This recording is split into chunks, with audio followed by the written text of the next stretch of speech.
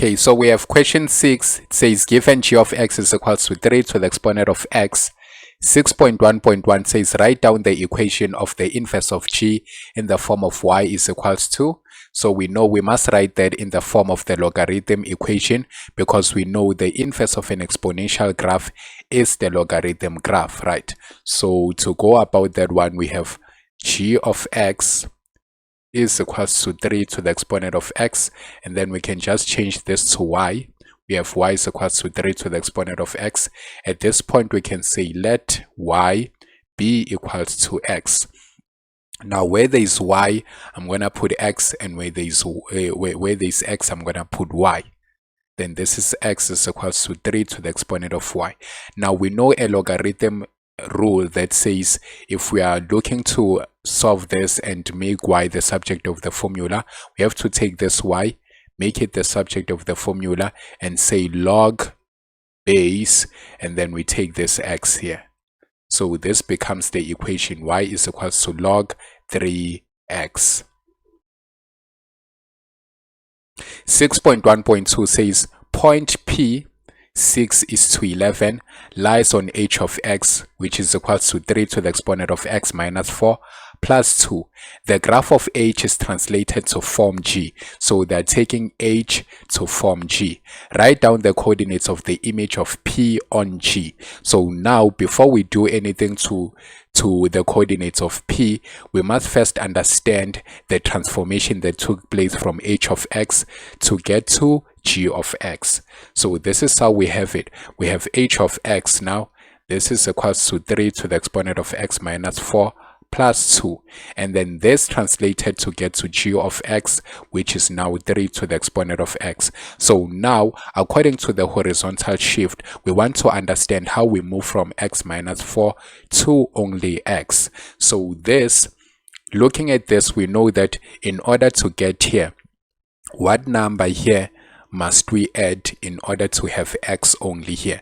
So looking at this, we can see that if we can add positive 4 here, this would give us x, right? So negative 4 plus 4 would cancel out, and then this would be x. But then this plus 4, what does it indicate? It indicates that now we are shifting 4 units to the left. Remember, every time we have plus something, that indicates that it is going to the left in terms of the horizontal shift. So that means the transformation that took place is 4 units to the left, right?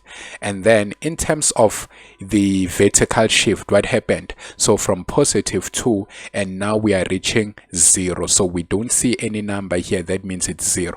So moving from positive 2 to 0, how many units up or down? That's 2 units down, right? So because moving from 2 will go to 1 and then go to 0, that's 1, 2, and we are moving downward. So that's 4 units to the left and 2 units downward. So now that we have the transformation, we want to use this transformation in order to get the new coordinates for P. So the original coordinates for P is 6 is to 11. Now we want to find the image of P on the graph of G. So remember, we are shifting it 4 units to the left. That means that is 6 minus 4, right? So moving from 6 and then you are going to the left, it's 6 minus 4, and then you're going to be at 2. Then from 11, if you are moving 2 units downward from 11, that's 11 minus 2, and then you're going to have 9. So this is 2 to 9. So that are the code that is the coordinate or the coordinates for P, right, on G. Then 6.2 says sketched is the graph of f of x is equals to 2 to the exponent of x plus p plus q, and then we have the coordinates here which are also given. 3 is to 16 is on a point on f, and the asymptote of f is equals to y is equals to negative 16. So determine the value of P and Q. For 4 marks, we must determine the value of P and Q. But remember, we said that the Q here indicates what? The asymptote. So we've already got the value of Q. Q is equals to -16, because Q there always represents the asymptote. So now solving that, we're going to use this coordinates now to find the value of P. So we have f of x is equals to 2 to the exponent of x plus P plus Q. So the coordinates that we have is 3 is to 16. Now 16, we know we're going to substitute it on f of x, and then we have 2. Our x here, we need to substitute 3, then plus P, and then the Q here, remember, we have minus 16. Right, so now it's just a matter of taking this one, transpose it to the other side. So we have 16 plus 16, that will give us 32, and then this is 2 to the exponent of 3 plus P. But remember, here we are dealing with exponents. This is exponential graph, so we can write this 32 in terms of exponents. That becomes 2 to the exponent of 5 is equals to 2 to the exponent of 3 plus P.